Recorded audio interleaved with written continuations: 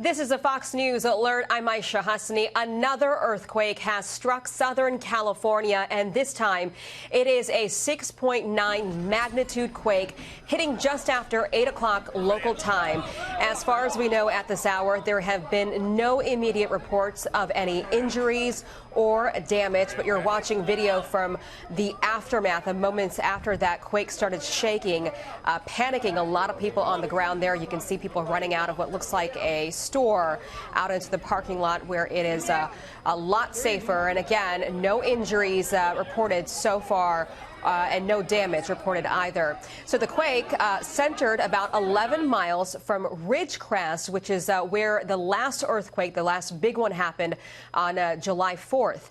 Now, this one was felt as far away as Las Vegas and Los Angeles. And the USGS, which is the U.S. Geological Survey, reporting that this one was felt as far away as Mexico.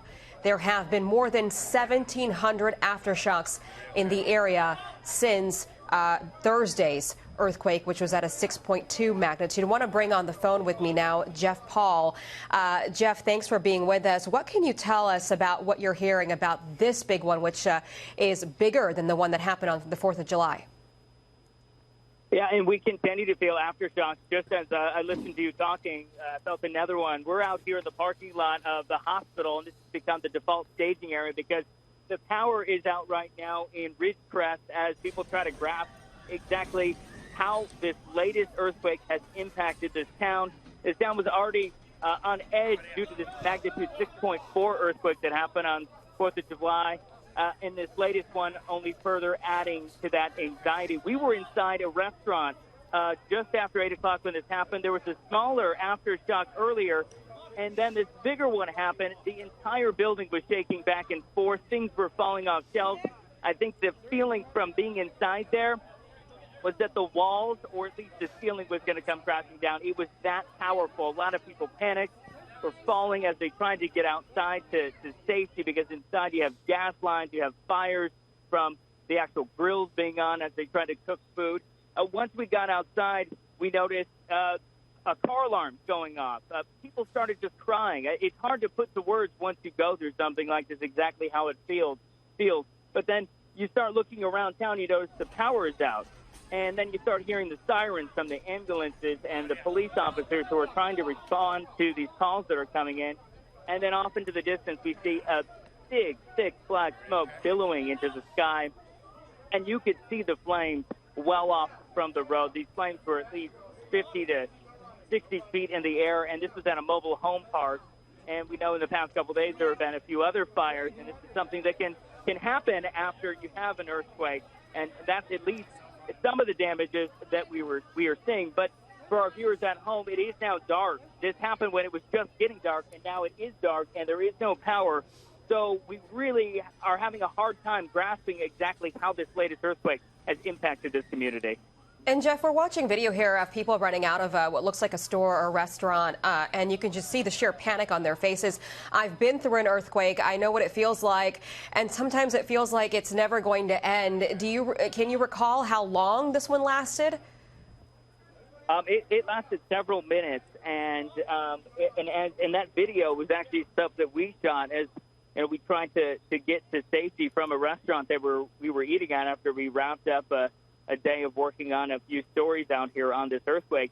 But this was something that seismologists warned over the past day or so, that there was a 1 in 20 chance that there would be an even stronger quake than the magnitude 6.4, and now we know that indeed has happened.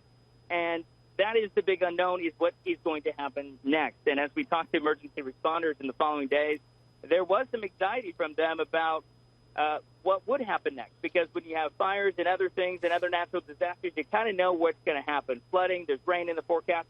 With an earthquake, you really cannot predict what's going to happen, and certainly what time that's going to happen. And it's just interesting to see. You know, I'm looking at the data coming in from USGS, and they report every single aftershock, every single shake that happens. And just before this 6.9 magnitude, there was a 5.0 magnitude, which is also a pretty big earthquake. And just it seemed like there were earthquakes happening every few minutes. Is that what you were feeling? Could you feel some of the aftershocks from the 4th of July earthquake?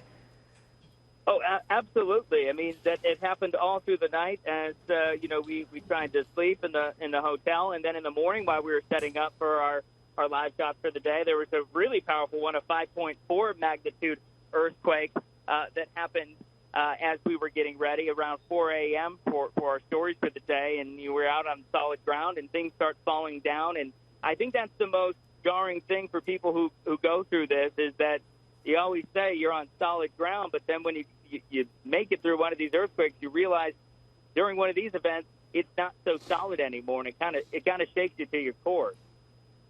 Yeah, it just looks like there was a 4.2 aftershock near Searles Valley, California, just about maybe 40 minutes ago. So what are you seeing on the ground right now? What is happening with the people around you? I guess you said you were taking that video of everybody running out. Where are they now? What's happening? Are people still standing outside? No, we've since left. We've been we went to a fire that we saw just down the street from where that was, and I think a lot of people were trying to kind of make sure that their loved ones were okay after that. And as we drive around here tonight, I don't know if you could hear it in the background, but there are ambulances going in every direction as they respond to calls. We're near the hospital, so that makes sense that they would be bringing them